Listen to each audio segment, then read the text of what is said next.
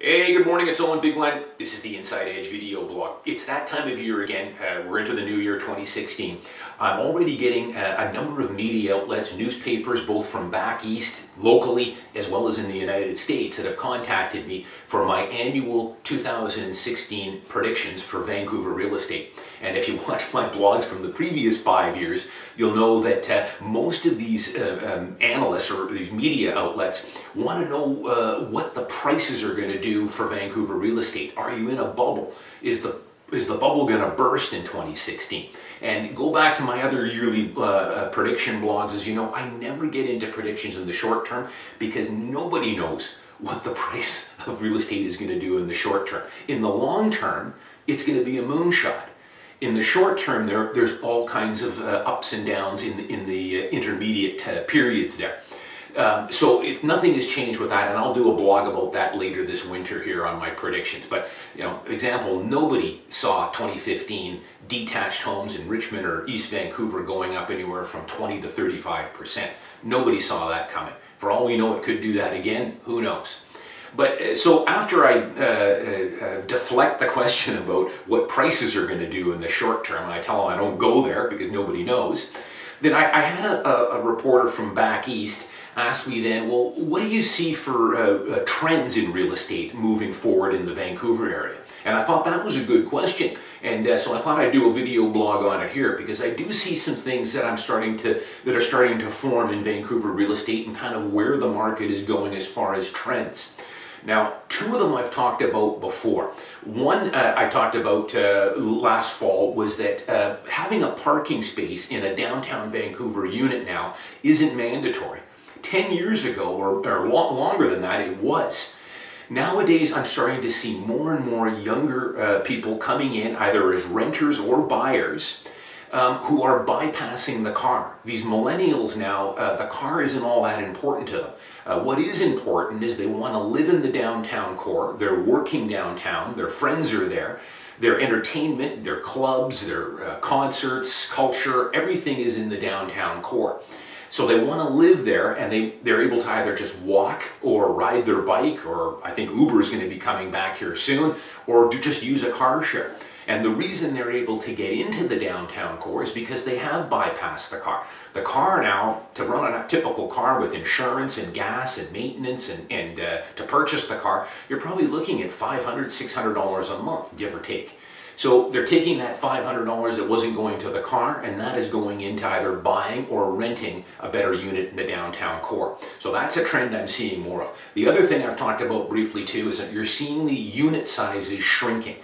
20 years ago, a typical one-bedroom unit was probably 600, 650 square feet. Now the typical one-bedroom that's being built is probably just over 500 square feet, 510. And then you've also got a lot of what they call junior one-bedrooms. They're basically glorified studios, which are in the low fours, 410, even some a little bit less than 400 square feet. The next wave I'm seeing is what we call these micro units. And these are going to be anywhere from 175 to 275 square feet. They're coming. I tend to like them. Listen, I wouldn't want to live in one for very long, but if I was 28 years old, selling shoes at Nordstrom's just down the street, making $50,000 a year, you're out all the time, you're at work, or you're out having fun with your friends. These micro units are fantastic. I think they're also going to make a pretty good investment long-term to buy and rent out for investors as well. So I'll talk more about that, but the unit sizes are definitely getting smaller. I mean, it's the last bullet that developers have. Interest rates are never going to get any lower than they are now. We are running out of buildable land to even put up new condos in the downtown core. The only thing left is now to help affordability is to shrink the square footage of the unit. So that's a trend you're going to be seeing more of.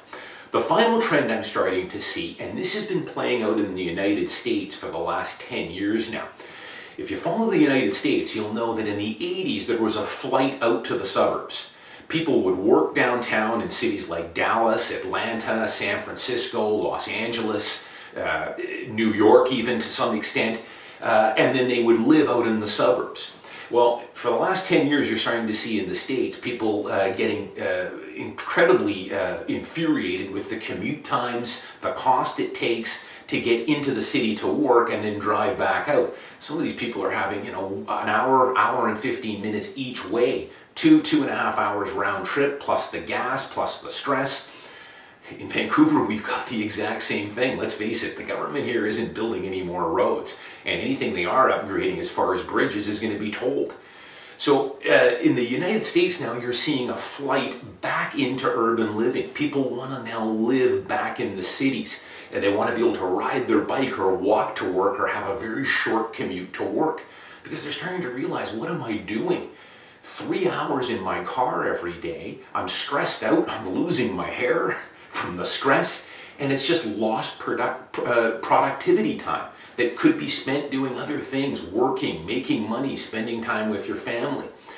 I'm starting to see early stages of that in Vancouver. Now, don't get me wrong, there's nothing wrong with owning a detached house out in Langley or Ladner and points beyond. But I think if you work out in those cities, yes, it makes a lot more sense. But I've had a number of people recently that I'm starting to notice that are working or spending a lot of time in Vancouver and are getting fed up with the commute.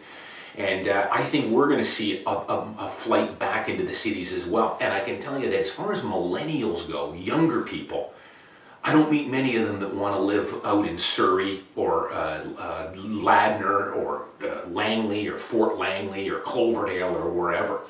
A lot of the young people I'm seeing now, they're not interested in the car. They want to live in the city. They work there. That's where they're spending their free time.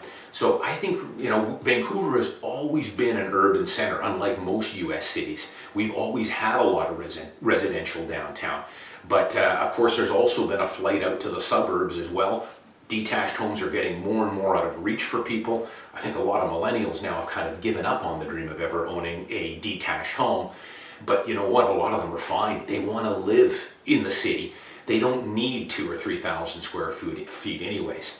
And it's funny, I've read so many news stories on the Wall Street Journal. I mean, I just read a story recently on Toll Brothers, one of the big developer home builders in the United States. Toll Brothers has completely switched what they're building. Back 15 or 20 years ago, even 10 years ago, they were building these large 3,000, 4,000, 5,000 square foot homes out in the suburbs. Now they're finding that, a lot of people just don't want those homes anymore. They're not very energy efficient. They cost a lot to maintain. A lot of people now are downsizing. They don't want that commute. So Toll Brothers now is building a lot more condos, row houses, townhomes in urban centers. So I think you can learn a lot from what's going on in the States. Now again, Vancouver has always been a very urban city with people living downtown, but I'm seeing more people deciding that this commute time is just not worth it. I mean, can you imagine what it's going to be like in another 10 years coming in off Highway 1 or coming in from these far-reaching suburbs? It's going to be pretty tough, and I think a lot of people are kind of reevaluating that. So those are kind of three trends that I see, that I'm starting to see develop in Vancouver real estate. And I'll do other blogs down the road on it as well, where I see things kind of going, but those are the three big ones that I'm seeing right now. So something to think about.